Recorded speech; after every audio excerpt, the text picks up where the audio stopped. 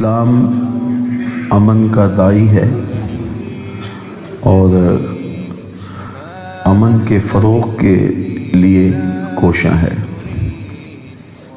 اسلام کا مادہ ہی سلامتی سے ہے، اس لیے سلامتی کے لیے، امن عالم کے لیے انسانوں کو باہم محبت، الفت، رافت کا سبق پڑھانے کے لیے جتنی کوششیں اسلام اور اسلام کے ماننے والوں نے کی ہیں، اس کی مثال دنیا کے کسی اور مذہب میں آپ کو نہیں ملے گی۔ انسانوں کو قتل کرنا، انسانوں کی تذلیل کرنا، انسانوں کی تنقیص کرنا، یہ اسلام کا سبق ہی نہیں ہے۔ تو اسلام کی تاریخ روشن ہے۔ ناگزیر حالت میں جنگ کرنا ضروری ہو جاتا ہے، امن کے قیام کے لیے جنگ کرنا کبھی ضروری ہو جاتا ہے۔ تو جب اس حالت میں جنگ کا ہونا ناگزیر تھا تو اس میں زیادہ سے زیادہ نقصان سے بچنے کی کوشش کی گئی، اور اس میں بھی قوانین مرتب کیے گئے۔ بچوں کو قتل نہیں کرنا، بوڑھوں کو قتل نہیں کرنا، خواتین کو قتل نہیں کرنا، جو اپاہج جو بیمار ہوں ان کو قتل نہیں کرنا، حتیٰ کہ قیدیوں کو قتل نہیں کرنا۔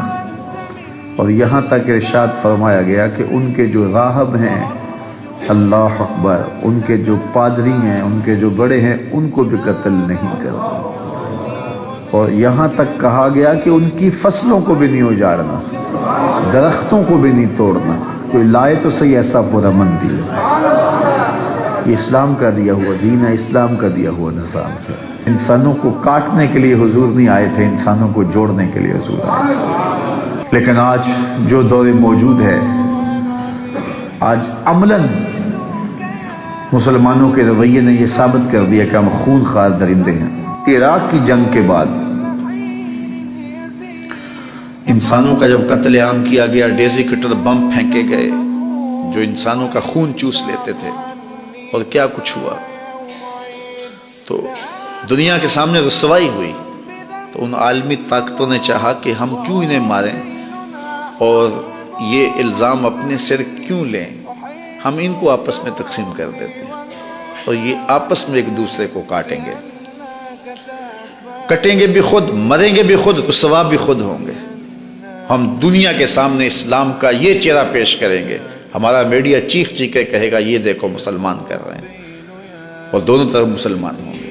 یہ پھر دوسری منصوبہ بندی ہوئی، اور آج وہ روح بعمل ہے۔ جو قتل ہو رہا ہے وہ بھی لا الہ الا اللہ پڑھ رہا ہے، اور جو قتل کر رہا ہے وہ بھی لا الہ الا اللہ پڑھ رہا ہے، اور دنیا کے سامنے یہ چہرہ دکھایا جا رہا ہے یہ دیکھو اسلام ہے۔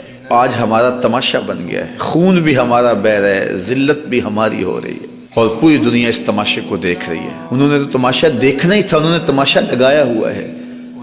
یہ 56-57 اسلامی ملکوں کے حکمران یہ کیا کر رہے ہیں؟ ان کے سینے میں درد نہیں اٹھتا بھٹکتے بچوں کو دیکھ کر کے؟ ان کو نیند کیسے آ جاتی ہے؟ کیا قیامت کے دن رسول اللہ کے سامنے انہیں پیش نہیں ہونا؟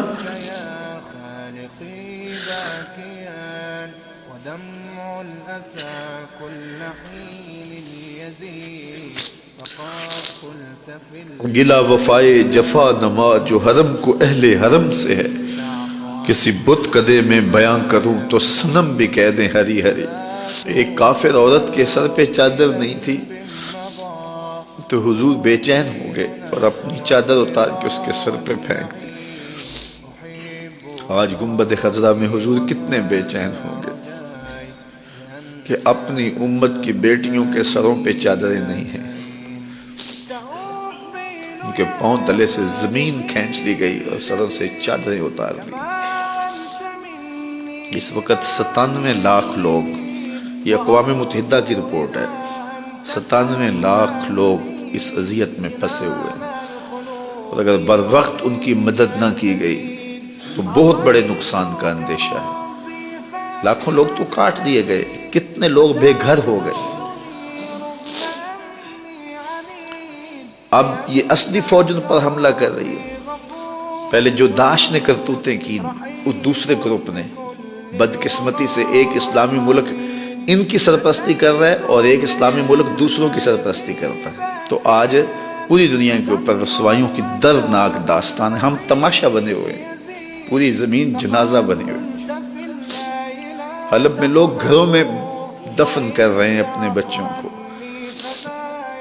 مجھے فلوجہ کی وہ رات بھی کبھی نہیں بھولی جب قبرستانوں میں جگہ کم پڑ گئی تھی، لوگوں نے گھروں میں صحن کے اندر قبریں گود کے اپنے پیاروں کو دفن کیا۔